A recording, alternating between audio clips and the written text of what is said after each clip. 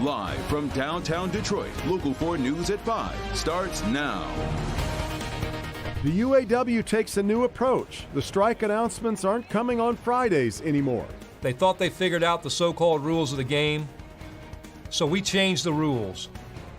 UAW says it will now announce new strike targets whenever it's necessary. Thanks, everybody, for joining us tonight. I'm Karen Drew, in for Kimberly Gill. I'm Devin Skillian. Shawn Fain making that announcement this morning on social media, also teeing off on what's happening with talks at Ford. Business editor Rod Maloney live at Solidarity House. Rod, he took direct aim, in fact, at Ford's CEO Jim Farley.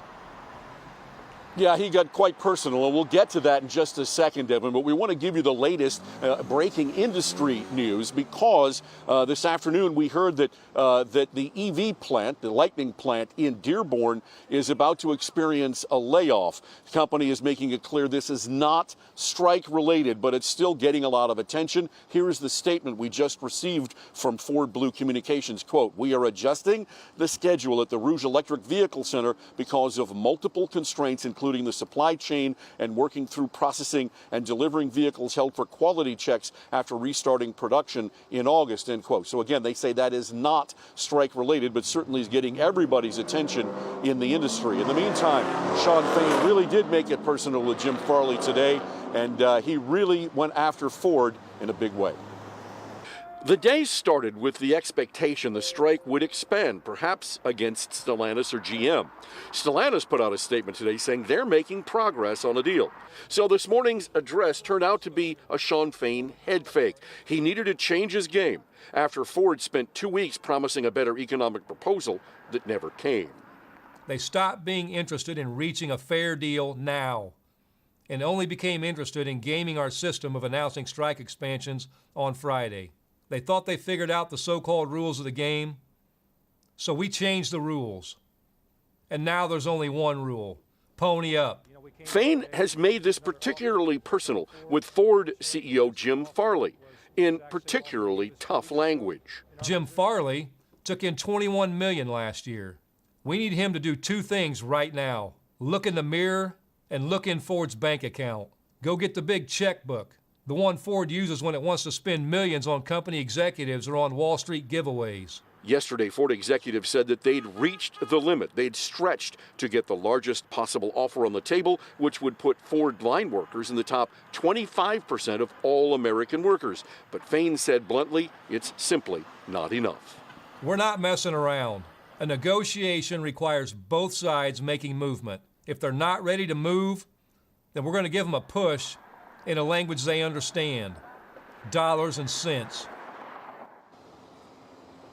The ripple effect is continuing. Stellantis putting out a statement today saying that they laid off 700 workers at the Kokomo transmission and castings plant, which puts 1,340 employees on temporary layoff across 3 states. Back to you. So, Rod, the mention there earlier about what's going on with suppliers, what are you hearing about what's happening in the supplier network? Well, there is a real concern, in fact, a desperate concern among some of them that this thing is going to last longer. We're going to take that up on Local 4 News at 6. All right, Rod, we will see you then. Israel is warning over 1 million residents of Gaza they have 24 hours to leave ahead of a potential ground invasion. It comes as Secretary of State Antony Blinken spent the day meeting with leaders around the Middle East to deliver a message: keep Iran out of this war. The Israeli military dropping leaflets over Gaza City today, calling on residents to flee south ahead of Israel's planned ground assault to eliminate Hamas. As the bombing intensifies, the death toll continues to rise. Chilling images emerging from the region of cargo containers filling with bodies. Cargo full of bodies, hundreds of bodies, babies, children. The U.S. working on a number of fronts to keep the war from spreading. Secretary of State Antony Blinken in Qatar today meeting with Middle Eastern leaders. Let's not lose sight of why this is happening. Israel is conducting operations in Gaza because Hamas carried out terrorist attacks. Secretary of Defense Lloyd Austin in Israel pledging U.S. support. Back in D.C., President Biden on 60 Minutes pledging to secure the release of American hostages. Because I think they have to know that the President of the United States of America cares deeply about what's happened, deeply. We have to communicate to the world this is critical. This is not even human behavior. It's pure barbarism. And we're going to do everything in our power to get them home if we can find them. As the humanitarian crisis grows in Gaza, the United Nations is calling an evacuation impossible, saying any effort to move the region's more than 1 million people could turn a tragic situation into a calamity. The situation for the 2 million residents of Gaza is desperate. They are pawns right now. They're victims in the most terrible eruption of violence imaginable. Violence launched by Hamas's Saturday attack on Israel that now threatens to spiral across the region. The Pentagon says 27 Americans have been killed since the war started, but another 14 are still listed as missing. House Republicans voted behind closed doors to nominate Jim Jordan to be the next speaker. Jordan earned 124 votes to win the nomination over Representative Austin Scott of Georgia. Conference's nomination, however, is just a formal endorsement from the majority of GOP lawmakers. For Jordan to become speaker, he will still have to rally an overwhelming majority of House Republicans behind him to win a vote on the floor. He needs 217 votes. Kevin McCarthy, the former speaker, just said moments ago that he's sure that Jordan will have those. We'll see. Tonight, tributes are pouring in honoring the life of Florine Mark. The former Weight Watchers president and CEO passed away overnight. Megan Woods is live for us this evening. And Megan, she was beloved for so many reasons, done so much for our community.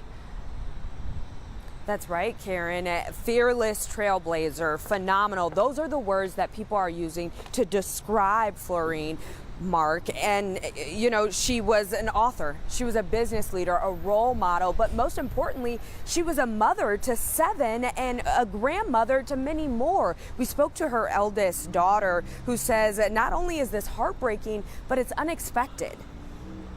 This was so sudden. She wasn't sick. You know, she was healthy. And it's just a shock.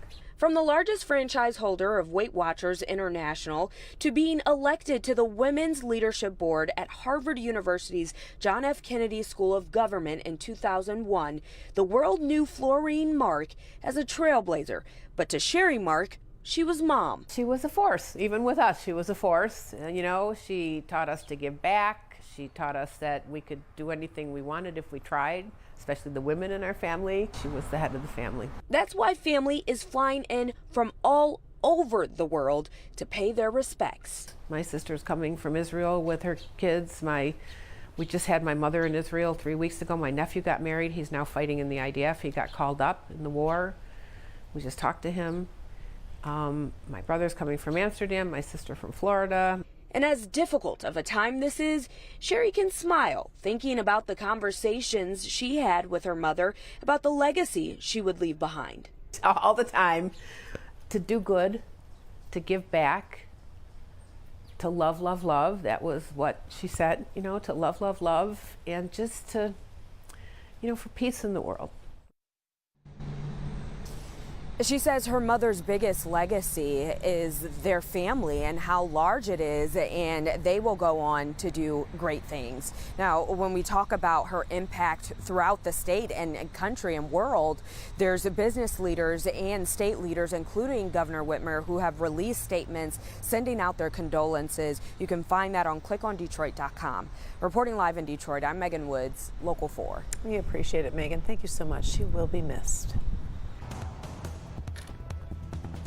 All right, we turn now to the weather. Here comes the rain on Exact Track 4D radar. You can see the green gathering up there, pushing toward Metro Detroit right now, and it's going to stay around for a while. Oh, it is. Unfortunately. A little messy. Now take a live look outside from our Windsor Skycam. You can see the clouds have moved in ahead of a wet weekend. All right, middle of October, so we know we're going to see some wet weather now and then. Yes, not a surprise. Now let's find out the timeline. Let's bring in Kim Adams. Well, I think you're going to like the timeline because we have part of the weekend that will be dry. So it's not going to be an entire washout, but it is going to start raining here by about 7 or 8 o'clock. moving from west to east. So even if it's not raining where you are right now and you're headed to a Friday night football game or headed out to dinner, just keep in mind after 7, 8 o'clock, that's it. Rain is going to move in. It will be widespread. It won't even be spotty. It's going to blanket all of Metro Detroit and give us quite a bit of rain overnight. Heavy rain expected, as much as an inch of rain in some spots or more. 53 at Mount Clemens right now, 55 at Metro.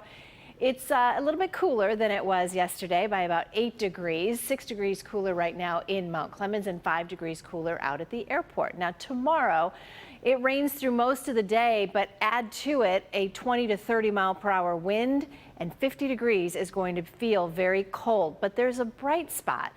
For the marathon this weekend, Sunday's looking better and better. Even though there's still that chance of rain, conditions are improving, and we'll talk more about that in just a couple of minutes.